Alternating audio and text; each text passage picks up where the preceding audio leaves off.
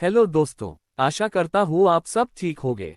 दोस्तों, हमसे जुड़े रहने के लिए आज ही हमारा चैनल को सब्सक्राइब करिए और बेल आइकन जरूर दबाएं ताकि हमारा वीडियो का नोटिफिकेशन आप तक सबसे पहले पहुंचे। तो चलिए शुरू करते हैं आज की डरावनी कहानी बिना किसी देरी से। आज हम आपको एक ऐसे व्यक्ति की कहानी बताने जा रहे हैं जो हर समय शमशान घाट में अपनी सेवाएं देते रहते हैं। यहाँ पर चिताओं को आग लगाना हो या फिर उसके बाद शमशान घाट की साफ सफाई में इनका योगदान लगभग 28 साल से है। लेकिन उनके साथ एक ऐसी घटना घटी कि उस घटना ने अब उनकी पूरी जिंदगी बदल दी। अब आगे की कहानी मैं उनके ही शब्दों में जारी रखूंगा।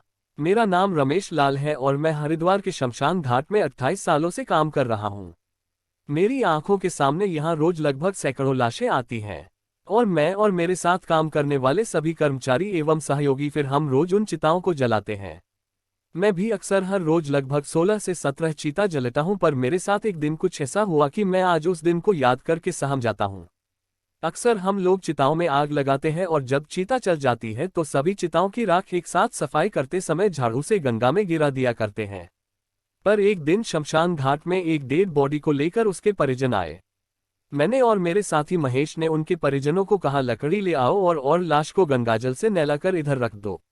उस डेड बॉडी के सभी परिजन लकड़ी लेने गए हुए थे, बस उनके साथ का एक ही व्यक्ति उस लाश के साथ था। बात ही बात में मैंने उससे पूछा, ये किसकी बॉडी है? उसके साथ जो व्यक्ति था उसने कहा, यह मेरी मौसी है। वह व्यक्ति अपनी बात जारी रखते हुए कहने लगा, इनकी शादी को अभी 2 साल भी नहीं हुआ था। मैंने पूछा कि अचानक कुछ तबीयत खराब थी क्या?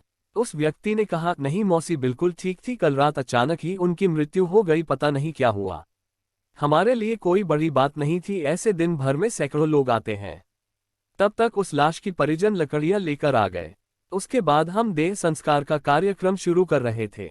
मैं और महेश चिता के लिए लकड़ियां बिछा रहे थे। उस महिला की ज्यादा उम्र तो रही नहीं होगी, इसलिए पतले दुबले शरीर की थी और वजन भी बहुत कम था और लकड़ियां भी कम ही लगानी पड़ रही थी। हम लोगों ने लकड़ियां बिछाए और उनके परिजनों को कहा, तुम इस लाश को अब चिता पर लेटा दो। उन लोगों ने वैसा ही किया। 4-5 लोगों ने उठाकर लाश चिता पर रखी। तभी ऊपर से थोड़ा कपड़ा मुंह के पास से उड़ गया तो मेरी नज़र उस डेड बॉडी पर पड़ी और मैं देखता ही रह गया, क्योंकि उस महिला की आंखें ऐसा लग रहा था खुल रही है और बंद हो रही हैं।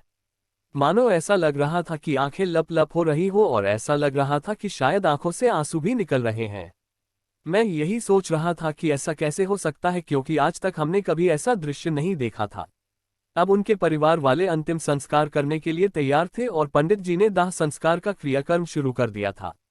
तभी मैं महेश को थोड़ा किनारे लेकर गया और मैंने कहा, महेश इस डेड बॉडी में जान है, क्योंकि मैंने खुद देखा है, पलकें झपक रही हैं और ऐसा लग रहा था कि जैसे सांसें चल रही हो। महेश ने मेरी बात सुनकर कहा, रमेश तू पागल तो नहीं हो गया? कैसी बात कर रहा है यार, मुर्दा है वह, मुर्दे में भी कभी सांसें चल सकती है क्या यार? हम रोज चिता जलाते हैं, आज तक तो ऐसा कुछ नहीं हुआ। तेरा दिमाग खराब तो नहीं है?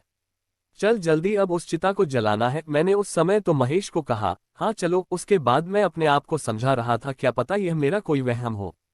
पर ऐसा कैसे हो सकता है? वहम तो हो ही नहीं सकता, क्योंकि 28 साल से ज्यादा जिंदगी मेरी बीत गई इसी शमशान घाट में चिता को जलाते हुए। लेकिन आज तक तो कभी वहम नहीं हुआ, फिर आज कैसे हो रहा है? पर फिर भी मैं महेश के साथ चला गया उस चिता को जलाने के लिए।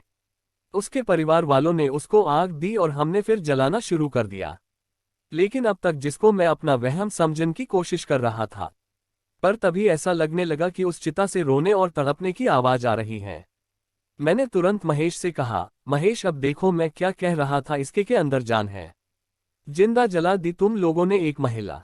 मैं जोर जोर से बोल रहा था। वहां उस डेड बॉडी के परिवार के सदस्य मौजूद थे और साथ ही साथ शमशान घाट में बहुत से लोग थे।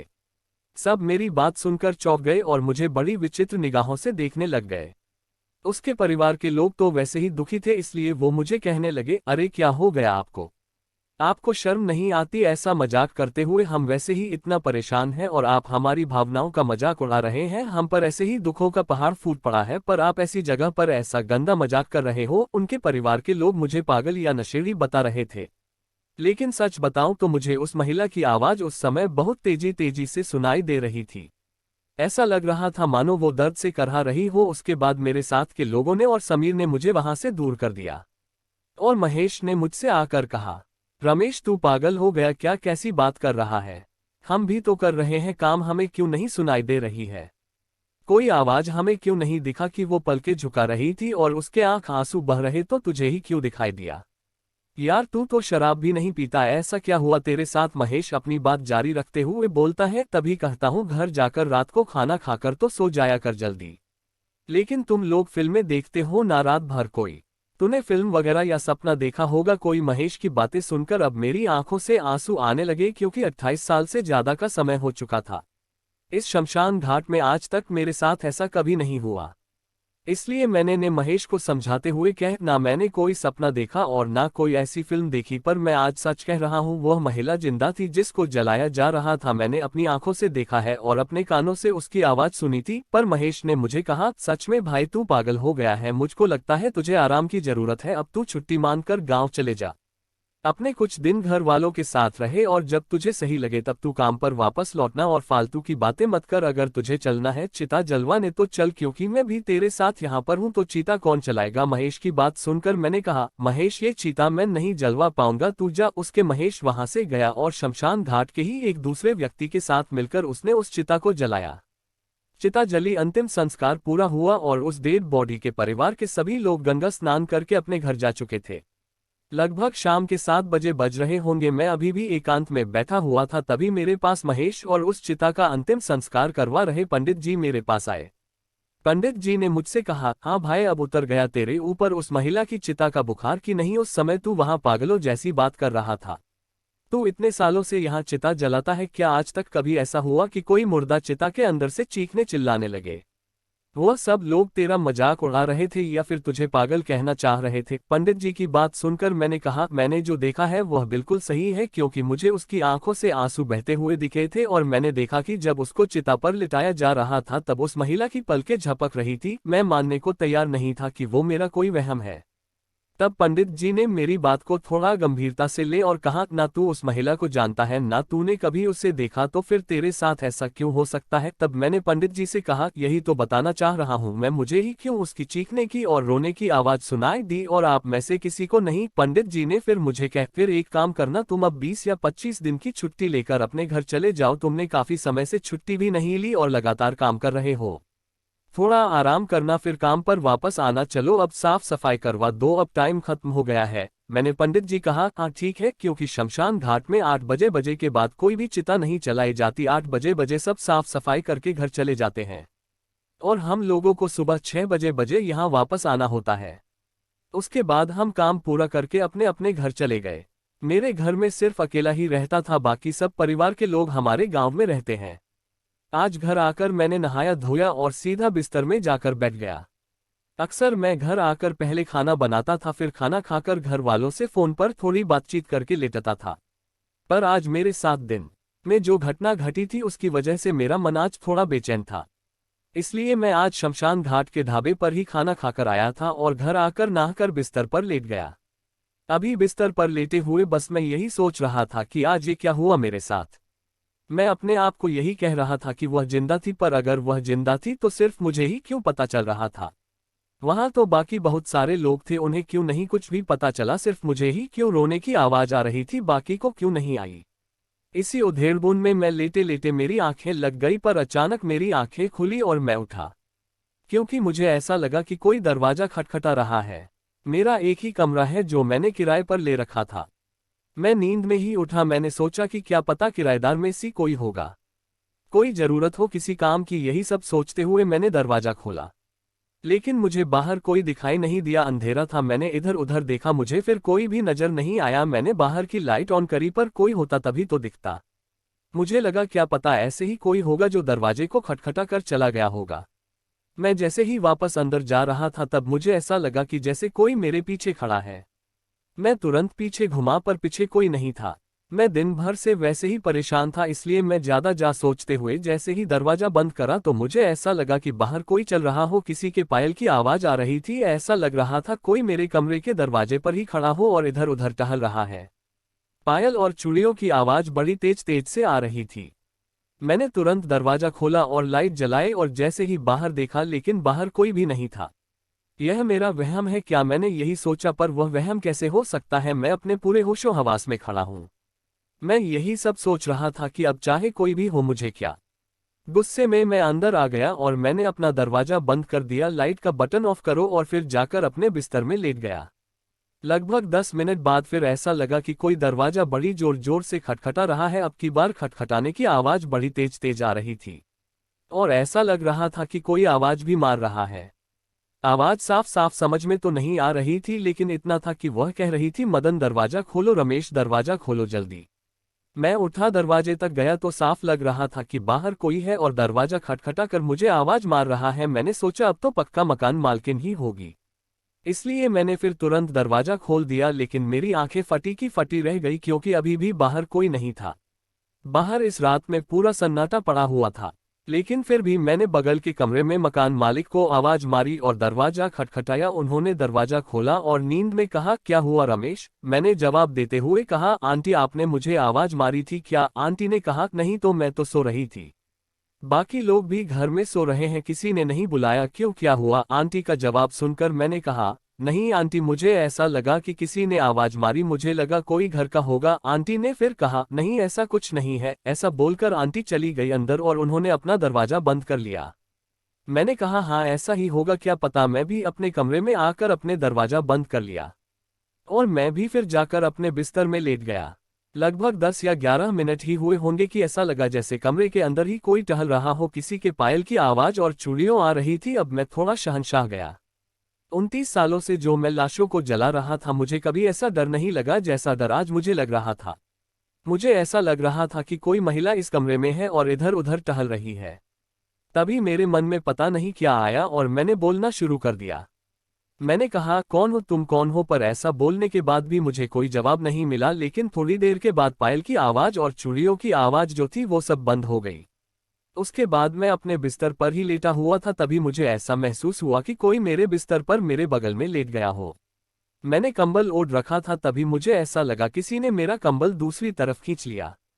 मैं एकदम झटके से उठा और मैंने अपना कंबल तुरंत हटाया, लेकिन पलंग पर कोई नहीं था।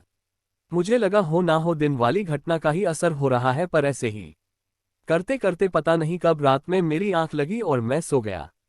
लेकिन सुबह में उस दिन थोड़ा लेट से उठा। अक्सर मैं सुबह 4 बजे उठ जाता था, नाश्ता वगैरह बनाकर खा पी कर फिर शमशान घाट में अपने काम पर निकल जाता था।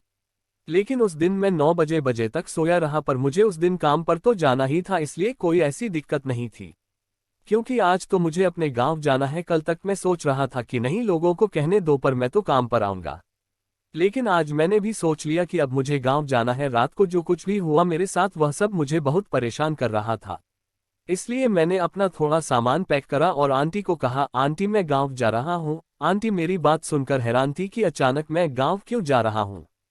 इसलिए आंटी ने मुझसे कहा, रमेश घर पर सब ठीक तो है, क्या हुआ, कोई दिक्कत है क्या? मैंने आंटी को जवाब देते हुए कहा, नहीं आंटी, मैंने छुट्टी ली है और कुछ दिनों के लिए मैं अपने घर जा रहा हूं। आंटी ने मुझे फिर कहा, इस बार तुमने बताया नहीं, वैसे तो 1 हफ्ते पहले ही बता देते हो कि मैं जाने वाला हूं घर। मैंने कह, वो आंटी बस अचानक ही घर जाने का सोचा, इनता बोलकर मैं वहां से निकल गया। शाम के 8 बजे की ट्रेन थी, इसलिए मैंने सोचा थोड़ा जल्दी जाकर तत्काल टिकट ले लूंगा। मैं घर से सही समय पर निकला और जाकर तत्काल का टिकट लिया और ट्रेन में बैठ गया।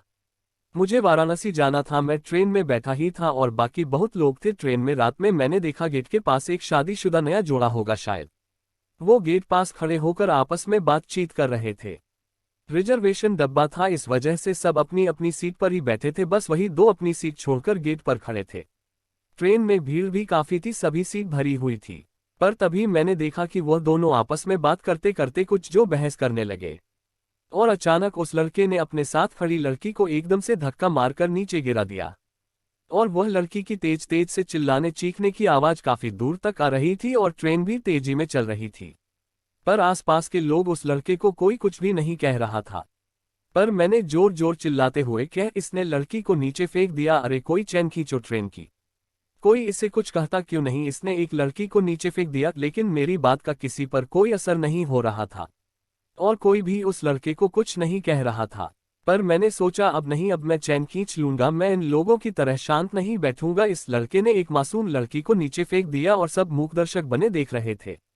मैंने कहा, लेकिन मैं चुपचाप नहीं बैठूंगा, इस आदमी को इसके किए की सजा जरूर दिलाकर रहूंगा, मैं इसे पुलिस में पकड़ाकर ही दम लूंगा। पर तभी ऐसा लगा किसी ने मुझे हाथ से हिलाकर उठा दिया। मैं ट्रेन में बैठे बैठे सो गया था। मतलब मैं सपना देख रहा था और मेरे आगे टिकट चेकर खड़ा था। टीटी ने मुझे कहा, टिकट दिखाओ। मैंने उसको टिकट दिखाया और अपना चेहरा रुमाल से पोंछा क्योंकि मुझे बहुत पसीना आ रहा था। तो मेरी नज़र गेट पर पड़ी, पर बोगी का गेट बंद था और सभी सीट पर पैसेंजर बैठे हुए थे।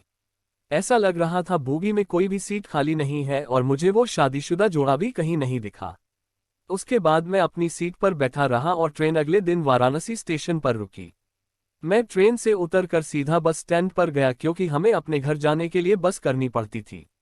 बस वाला इंतजार कर रहा था सभी सवारियों का। बस में सभी सवारी फुल हो गई और बस भी निकल गई।